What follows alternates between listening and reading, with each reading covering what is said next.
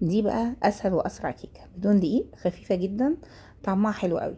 كلنا طبعا عندنا في الفريزر لفه الجلاش المتقطعه اللي كل ما نفتح الفريزر نفضل نجيبها يمين وشمال، لا عارفين جبناها ليه ولا هنعمل بيها ايه. معايا دي لفه الجلاش دي طبعا بقالها كذا شهر في الفريزر، وزي ما انتم شايفين متبهدله جدا. عايزه اقول لكم ان الطريقه دي انا بعملها من سنين، وكانت بتنقذني في اوقات كتيره جدا، خاصه ان النتيجه بتاعتها مضمونه جدا وعمرها ما بتفشل ابدا. هنخرج دفة الجلاش من الفريزر ونسيبها تفك، وهندهن الصينية اللي هنشتغل عليها بسمنة، وهناخد كل ورقة من ورق الجلاش نكرمشها زي ما بنكرمش الورق اللي قبل ما نرميه، وهنرص ورق الجلاش المتكرمش كله جنب بعضه لحد ما الصينية تتملي.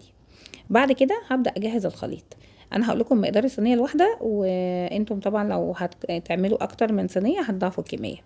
انا معايا 3 بيضات هحط عليهم فانيليا ونص كوبايه سكر وهخلطهم مع بعض كويس جدا.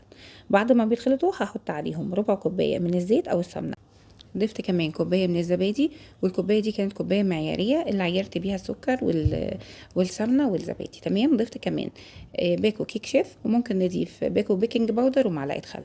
بعد ما نخلط الخليط كله كويس مع بعضه ونتاكد ان السكر داب، نصب الخليط كله على ورق الجلاش، ونراعي ان الخليط لازم يغطي الورق كله.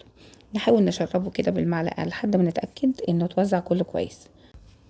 بعد كده بندخل الصينيه الفرن على درجه حراره 180، وطبعا بنكون مشغلين الفرن قبلها بربع ساعه.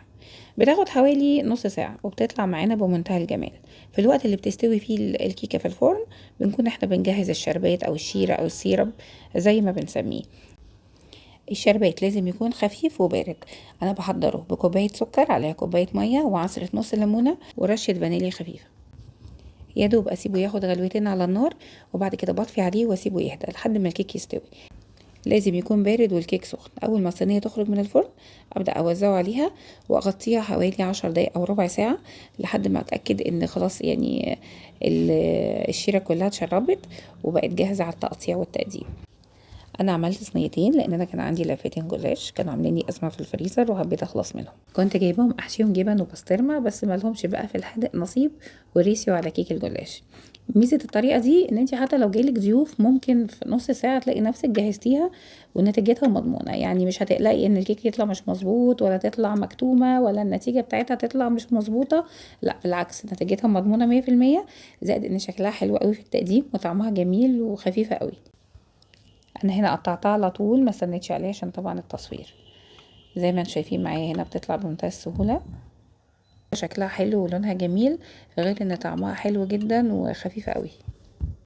اهم حاجه زي ما قلت لكم نتاكد ان الخليط غطى الورق كله عشان النتيجه تطلع معانا في الاخر مظبوطه. ان شاء الله الفيديو يكون عجبكم، واللي عجبه ما ينساش يعمل لايك وشير، واللي اول مره يشوفني انا شيري امام. دمتم بصحه وهنا.